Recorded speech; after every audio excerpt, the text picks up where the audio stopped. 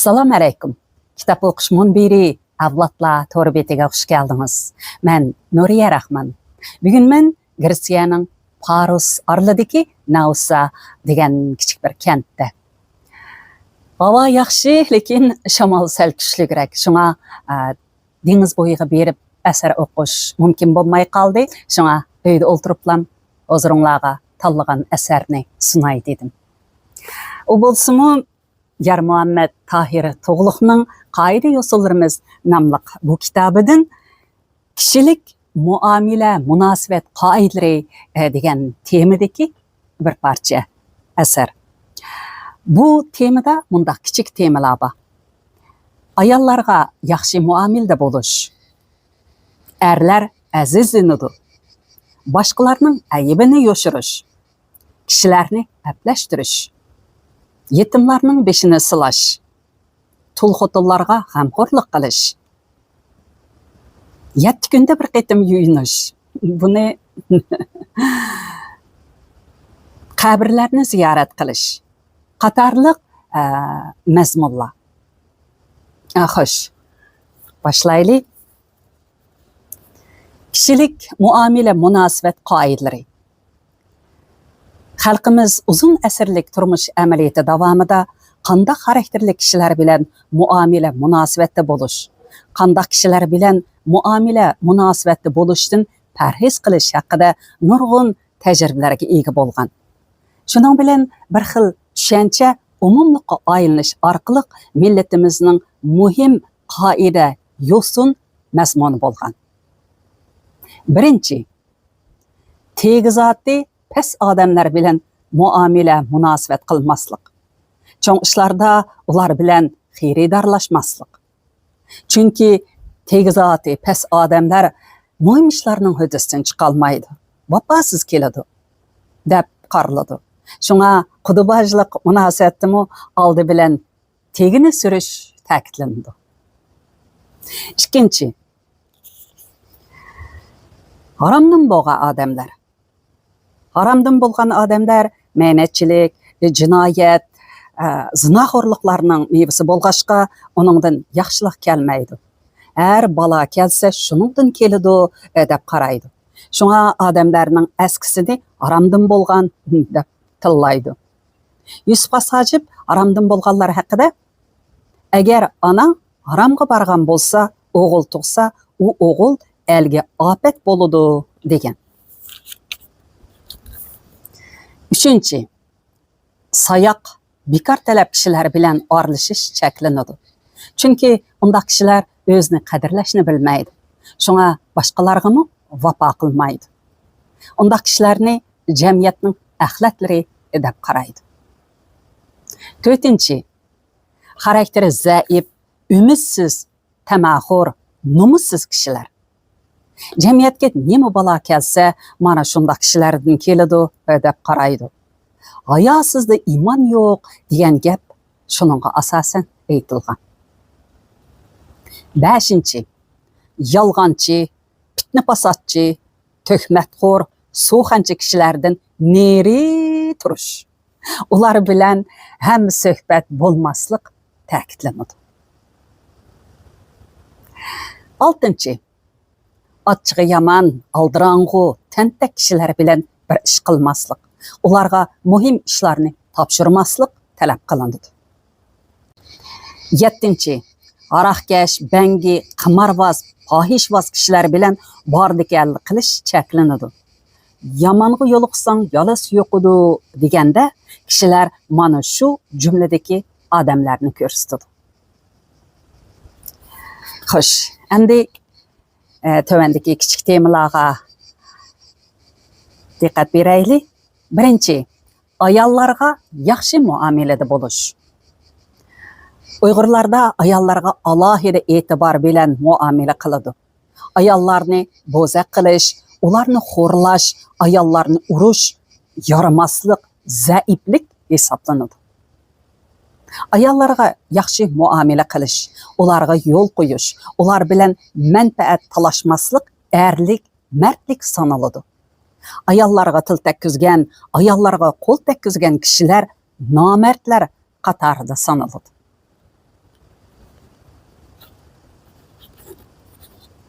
Xo'sh. Yana bir tema erlar azizlanadi. Uyg'ur jamiyatida erlarning imtiyozi ayollarning imtiyozidan yuqoriroq bo'ladi. Ko'p o'rinlarda ayollar bor so'rinda erlar to'rga elinadi. Erlarni oilaning to'riki deb qaraydi. Ayollarning erlarni hurmatlashi, erlarga til yarmasligi, erlarga hurmat, ehtirom bilan muomala qilish talabi qo'yiladi.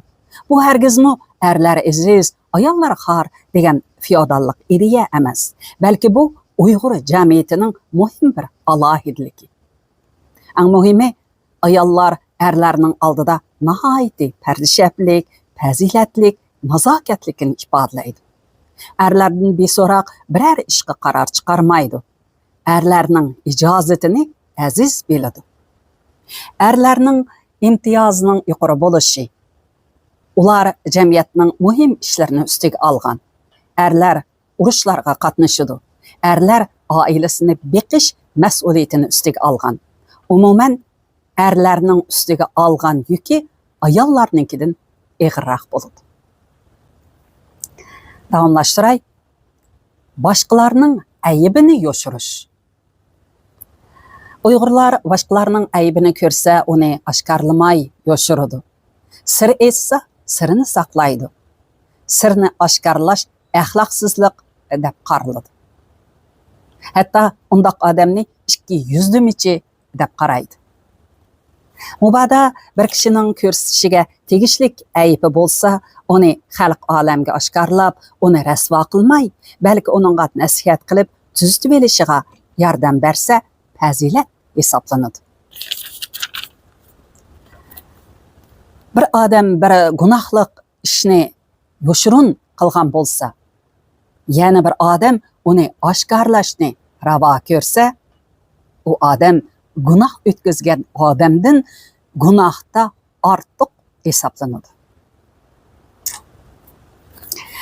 Yana bir tema, kishilarni aplashtirish. Xalqimiz orasida yarashish yaxshi ko'riladi, buzilish yomon elinadi. Qasdan kishilarning orasiga ziddiyat silib, er-xotin ichida so'xanchilik qilib, orni buzish nihoyat yomon elinadi. Kishilarni aplashtirish, er-xotinlarning yarashib kelishiga vosita bo'lish yaxshi ish qatorida sanaladi. Hatto yolg'on so'zlash fazilatdan yiroq bo'lsa-mu, ikki tarafni aplashtirish uchun yolg'on so'zlasa, ayb hisoblanmaydi. Xo'sh, davomlashtiraylik. Yetimlarning beshini silash. Xalqimizning fazilat va insonparvarlik talabida yetimlarni asrash, ularga g'amxo'rlik qilish, ularning beshini silash, ularga qo'lidan kelishicha yordam berish ta'kidlanadi. Yetimlarga azor berish, ularni bo'zaq qilish, xo'rlash intayin yomon elinadi. Yetimlarning ishida ularning eshiga to'p selishdek yomon ish, yomon harakatlar sodir bo'lsa, kishilar o'rtaq qarshi turib, yetimning manfaatini qo'g'daydi.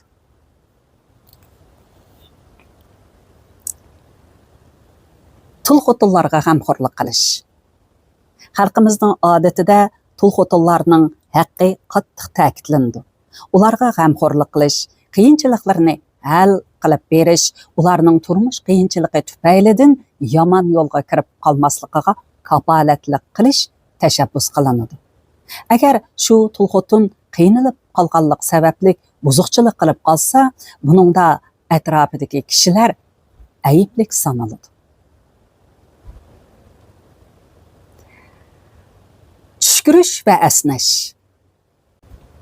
Uyg'urlar bir kim tushkurib, alhamdulillah desa, boshqalar yar hamakullah deb javob berdi. Tushkurgichini ayibga buyurmaydi. Biroq tushkurgichidan alhamdulillah deyishi talab qilinadi. Asnash yomon elinadi. Asniganda shayton amroh bo'ladi. Asnak kelganda iloj bor, asnashni besish kerak deb qaraydi. Odam asnash uchun og'zini ochganda, og'iz xuddi bir g'arg'a o'xshash ichilib, kishilarning g'ashligini qo'zg'aydi. Shunga ommaviy so'rinlarda boshqalar bilan suhbatlashayotganda yig'inlarda asnashdan saqlanish talab qilinadi. Ma uchish ko'rgan vaqtida alhamdulillah shukri deganni bildikanman men. Ma yarhamakullah deganni anglamabdi ekanman-da. Sizlar qanday deysizlarki buningda bir yaxshi bilimni bilib oldim.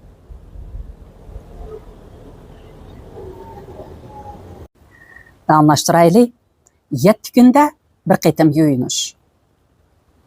Uyg'urlarning qayri yo'sinida balog'atga yetgan qiz o'g'il, er ayol 7 kunda bir qitim cho'qim yuyinib turishi talab qilinadi. Bu eng to'van talab bo'lib, kunda yuyinsimi, 3 kunda yuyinsimi bo'ladi, biroq 7 kundan eshib ketmasligi kerak. Bo'libmi juma atigini g'usul taraf bilan sirtqa chiqish yaxshilik elib keladi deb qaraladi.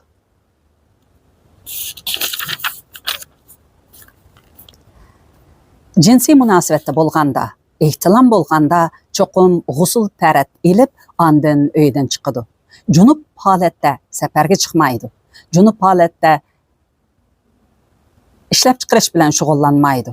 Junub holatda kishilar bilan ko'rishmaydi. Junub holatda hatto bola chaqlarning oldida yurmaydi, tomoq yemaydi. Junub holatda biror ish bilan mashg'ul bo'lsa, u ish xayrlik bo'lmaydi deb qaraydi.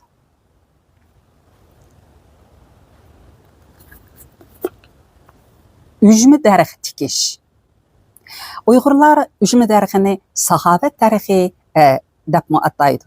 Ujmi daraxti Uyg'urlarning eng qadimki iqtisodiy daraxti hisoblangan. Milodiyadan burunlar Uyg'urlarning qadimki ota bobolari ujmi daraxtidan foydalanib, peli beqib, ipak ishlab chiqargan. Bu an'ana hozirgacha davomlashgan. Uning ustiga ujma azaldan Uyg'urlarda ishik oldiga, ko'l bo'ylarga qo'yilgan. Uning mevasidan o'tgan kashkanlar erkin foydalana oladi, cheklanmaydi. Ujma tunji qitim pishadigan meva bo'lg'ashqa, u yoz bo'lganligining elchisi. Uning mevasi mijozni tangshaydi, qon tozalaydi.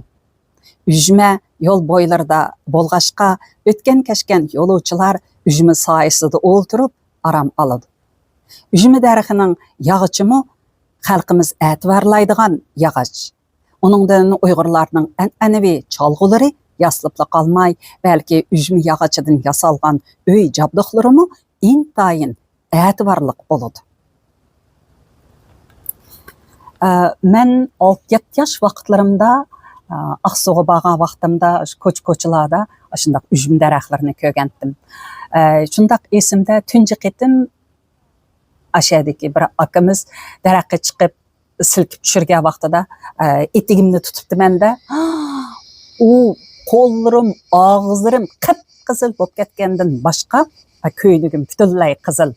U vaqtlarda balkim bunday dog'larni juydigan narsalar bo'lmasa kerak. Shu dog' bet qolgandi. Biroz juyilib ketsin. Faqat unutmayman shu asli meni ajoyib achchiq bir xil desem hozir og'izlarimga seriq suv kelib yotdi. Demak, ujma daraxti tikishmi biz Uyg'urlarning qoida yo'sullarimizning biri ekanda mana. Xo'sh, davomlashtiray. Qabrlarni ziyorat qilish. Xalqimizning odatida qabr yo'qlash, qabr ziyorat qilish qadimdan tortib davomlashib kelayotgan an'analarning biri. Buningda yolg'iz ota-ona, bova, mo'minlarning qabrisini yo'qlab qolmay, ular xalqimizning orasidan chiqqan ulug' kishilarning, bahodir azimatlarning, to'hbikor olimlarning qabrisini tavob qiladi. Ularning ruhiga xotirjamlik tilaydi. Bu orqali ularning to'hbisini yod etish bilan ularning ruhini o'ziga ulgu qiladi. Ularning ish izlarini avlodlarning qalbiga singdiradi. Bu xil faoliyatlarning ba'zilarining ko'lami nihoyatda cho'ng bo'lib, bayram tusini olgan bo'ladi.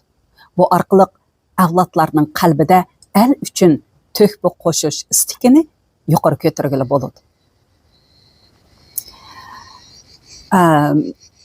Dostum Rahila Davud'ninki Uyghur Mazarları namlı kitapta bu haqdagi mazmun nihoyatmi tafsili bayon qilingan. Men kitap o'qishman bu yerda Rahila Davud'ninki Uyghur Mazarları degan kitobidan ariyalarni o'qib beryapman. Mana shu faoliyatlarni degan vaqtida, shu kitobni o'qigan vaqtimizda, shu qabrlarda o'tkaziladigan faoliyatlarning ko'pligi, ko'lamining cho'ngligidan, shu shaharlardan, yezlardan kelib, shundoq bir keng ko'lamli faoliyatlarni o'rinlashtirishi odamni shu qadar bir xil hayron qoldirdi. Bo'libmi, shundoq so'rovlarning hisobda shu xil faoliyatlarni ko'rib boqmagan menga o'xshash kishilar uchun Rahila Davud'ning Uyg'ur Mazarları degan kitobidagi bu mazmunlarni o'qigan vaqtida odam ajoyib bir xil o'zgacha hayajon ilkida bo'ladi. Kitob o'qish munbirimizda o'qigan bu vaqtdagi mazmunlarni tepib bir anglab baqsanglar bo'ladi agar texi anglamagan bo'lsang. Xo'sh, davomlashtiray. Qabr beshida o'ltirmaslik. Qabr beshiga berib ziyorat qilish, arvohlarning ruhiga atab duo qilish savob. Biroq qabr ustida o'ltirish yomon. Qabr ustiga qalaymaqan dassashmi yomon ish sanaladi. Bu shu qabr egasiga bo'lgan hurmatsizlik ham o'zining o'ladiganligini unutib qolganlik sanaladi. Aqidalarda qabr beshida o'ltirgandan cho'g' ustida o'ltirgan yaxshi deyilgan.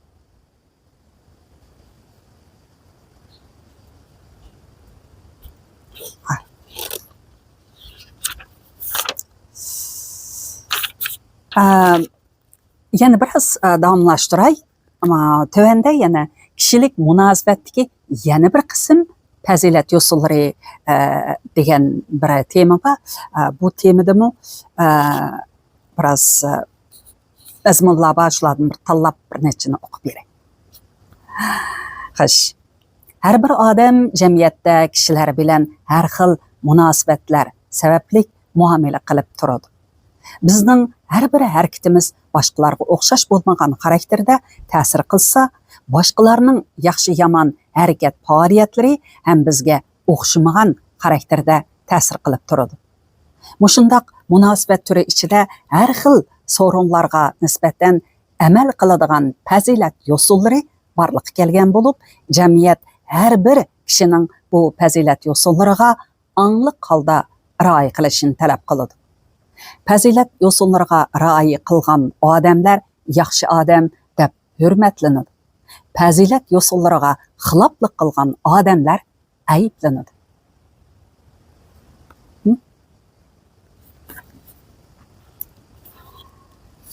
Xo'sh.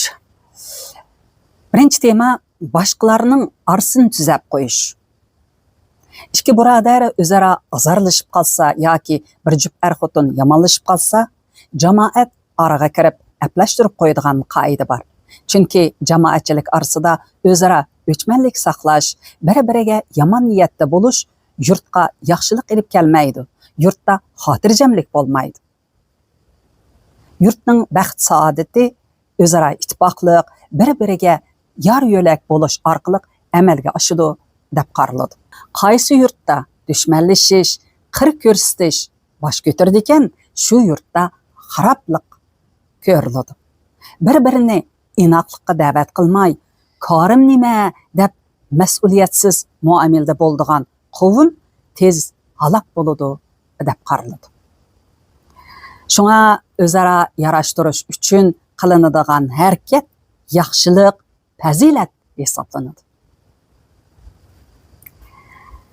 Boshqalarning aybini aytish yomon. Kishilarning ikki xil aybi bo'ladi. Biri tabiiy tug'ma bo'lgan badanidagi ayb, yana biri fazilatdagi ayb. Boshqalarning tabiiy yaralmish aybini aytish, uni shu aybi bilan tillash fazilat yo'soniga xilof. Chunki u hech qanday odamning o'zining tanlab olgan ishi emas. Shunga Uyg'urlarda tozni toz desa o'lgisi keladi, saqni toz desa külgüs keladi deyilgan. Bir danışmand hatto bir itni ayıplab, "Nimanch sit yaralgan nemisan?" deb qo'yganligi bilan ko'p kulfat tortgan ekan. Tang so'zli bang tangda kelar degan aqida har bir odamning yodida bo'lishi kerak. Hozir fazilat yusuniga, go'zallik qonuniyatiga xilof bo'lgan, tabiiy yaralmish irodaga osiylik qiladigan bir xil yomon ish bosh ko'tardi. Ba'zilar asli yaralmish tabiatiga norozi bo'lib, nomus qilib, panoq burnini qangsharlik qiladigan, yapma qapoqni qat-qapoq qildiradigan, mang chektiradigan, lav chektiradigan bir oynish barliqqa keldi. Bu xil odat fazilat yusuniga xilof ish. Biroq Uyg'urlar anglik surtish, xeni qo'yish, o'sma qo'yish, xushbo'y ishiltish orqali go'zallikni oshirishga tirishgan. U ishlarga to'g'ri niyatda bo'lsa, yomon ilinmaydi. Xalqimiz yuziga qarama, ardam tila degan maqol qadimdan tartib davomlashib kelgan go'zallik o'lchami edi. Odamning yuzi oq bo'lib, qalbi qora bo'lsa, uni badbashira odam deb qarashga bo'ladi. Shunga odam tabiiy yorilishni qabul qilishi, uningga hurmat qilishi, qalb go'zalligini oshirishga tirishishi talab qilinadi.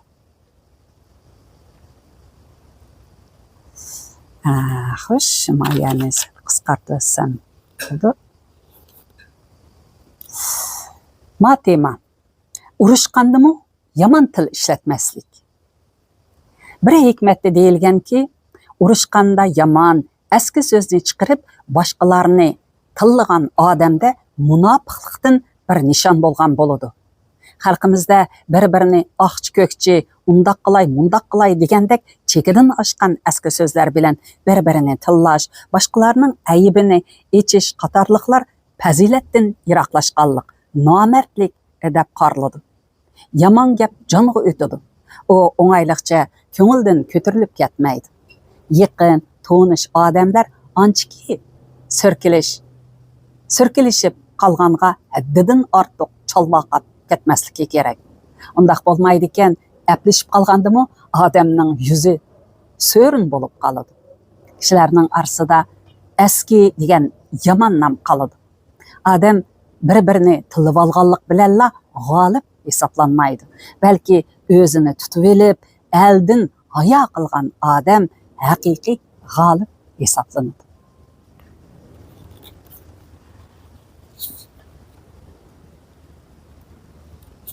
Yana bir tema sovg'a salom qilishish. Xalqimizda qadimdan beri o'zaro sovg'a salom qilish an'anasi izchil davomlashib kelgan. Ma'rakalarda sovg'a salom qilishidi. Safarga chiqqanda sovg'a salom qilishidi. Safardan qaytib kelganda sovg'atlik erib keladi. Shunday qilib kishilar bir-biriga bo'lgan ko'nglini, do'stlikni, qarindoshlikni ifodalaydi. Sovg'aning oz bo'lishi, ko'p bo'lishi e'tiborga ilinmaydi. Har odam qurbatining yetishicha sovg'a salom tayyorlaydi. Safarga chiqqan odamga sovg'a berish amaliyotda oq yo'l tilash, yod etishni talab qilish uchun bo'ladi. Sovg'a olg'uchi o'z loyiqida sovg'atlik elib kelib, xursand qiladi. Biroq har ikki taraf hargizmi ta'mada bo'lmasligi, oz sovg'aga ko'p sovg'a elish niyatida bo'lmasligi kerak. Shunga ko'ngil qaytarilsa, minnatdorlik bilan qabul qilgulik. Agar qaytarilmay qolsa yoki niyatida bo'lmay qolgan bo'lsa, men undaq qilgan, men bunchilik qilgan, u tegipas buni bilmabdi degandek gaplar bilan qilgan ishlarning hammasini yuyvatmaslik kerak.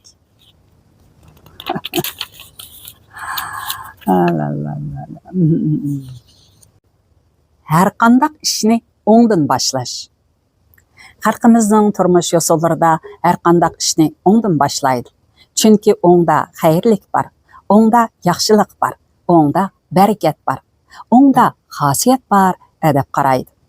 Uydan chiqqanda avval oyoqning o'ng peyini kiyish, kiyimningmi o'ng yengini, o'ng pochiqini avval sepish, bo'sog'idan chiqqanda o'ng putni elib chiqish, yo'lda manganda o'ng tarafda menish, oshni o'ng qo'l bilan yeyish, deganga o'xshash, agar bir so'rinda bir qancha odam o'tirgan bo'lsa, ularning mo'tivar raki sol tarafda o'tirib qolgan, yoshda kichik raki o'ng tarafda o'tirib qolgan bo'lsa, qoida bo'yicha ko'rishishni yanala o'ng tarafdan boshlaydi.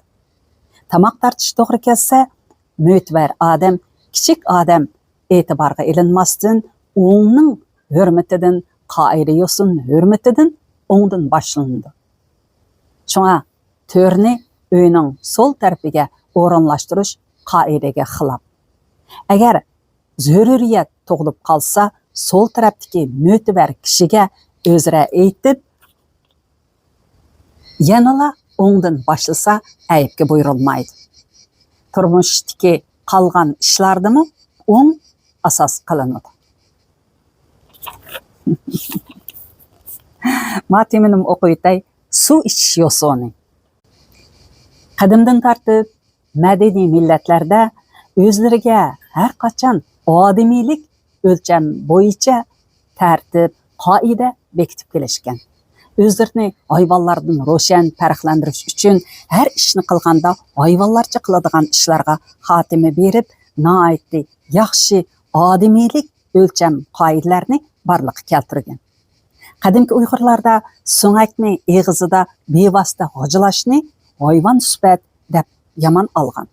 Chunki hayvon eg'izi bilan bevosita g'izo yeydi va so'ngak g'ojilaydi. Uyg'urlarning er ayollari yanada pichoq saqlaydi. Go'shtni pichoq bilan kesib yeydi. Shuningdek, suv ichishning o'ziga xos qoida, yo'sullari barliqqa kelgan. Suv ichganda suvga dum yetib ichish hayvonlarga xos xususiyat bo'lg'achqa, xalqimiz eroq o'stangdan bo'lsin, chilak va boshqa narsalardan bo'lsin, dum yetib suv ichishni ayb hisoblaydi. Agar cho'gin, chaynakdak narsalardan suv ichish to'g'ri kelsimi, uningga tinib ichish ma'ni qilinadi. Yana biri qochidagi suvga yoki choyga puvlash qoidaga xilof. Odam qochiga puvlaganda nurg'un mikroblar, hatto kasallik mikroblari qochiga tiniq orqali tushishi mumkin. Suv ichganda tinib uzib ichish qoida. Eg'izini qochidan tortmay ichish ayib sanaladi. Suv ichishning yana bir qoidasi shuki, suv akirib berguchi avval boshqalarga berib, ondan o'zi ichadi. O'zi ichib bo'lib, ondan boshqalarga sunish qoidaga xilof. Suv ichganda normal qachilarda suv ichiladi. Oltin, kumush, kristal degandek qachilarda suv ichish cheklangan. Bu haddidan oshqanlik, takabburlik deb ayblanadi. Xo'sh, bugun mushunchalik o'qiylik. Sal uzun bo'lib ketib qoldi, lekin butun mazmun tamomlandi. Xursand bo'ldim. Ma'qul amsa, kelar qitimliq programmamizda ko'rishaylik. Xayr xo'sh, omon bo'laylik.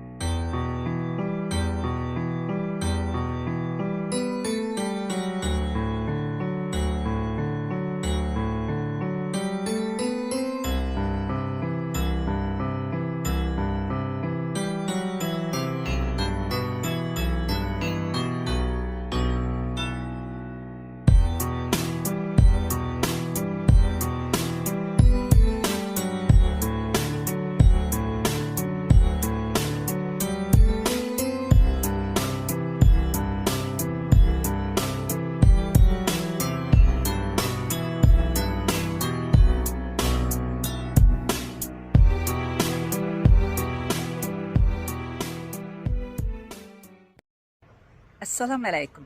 Kitob o'qish munbiri avlodlar to'rbitimizning hurmatli mushtahidlari. Bugun men Gretsiyaning Poligondros degan bir kichik orolga keldim. Bu orol kichik bo'lgandim, ajoyib kichikka nihoyatda bir 30 necha kvadrat kilometr keldik yer maydoni. Aholisi 650 dan sal oshir ekan. Ammo bu yerga kelib, shu kichik orolni ziyorat qilib ketadigan turistlar xeyli bor ekan. Shunda chiroyli manzillardan biroz tortib, hozir ularga sunay deb o'yladim.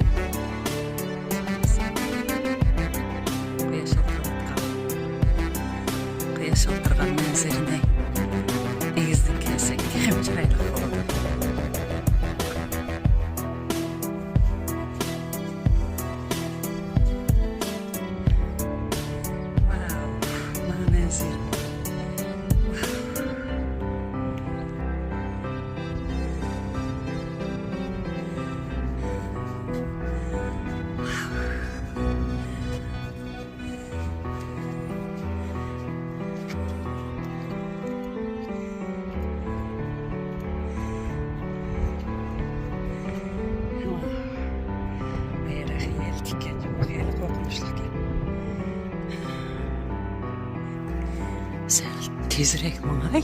Ana. Yetip geldim. Ama güzellik. Ama güzellik. Wow.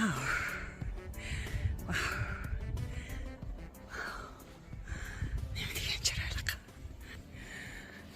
Odatda ancha-muncha harakat qilib turganlik. Mushtaq vaqtlarda asqatdi-da mana. Shundaq tez chiqib oldim.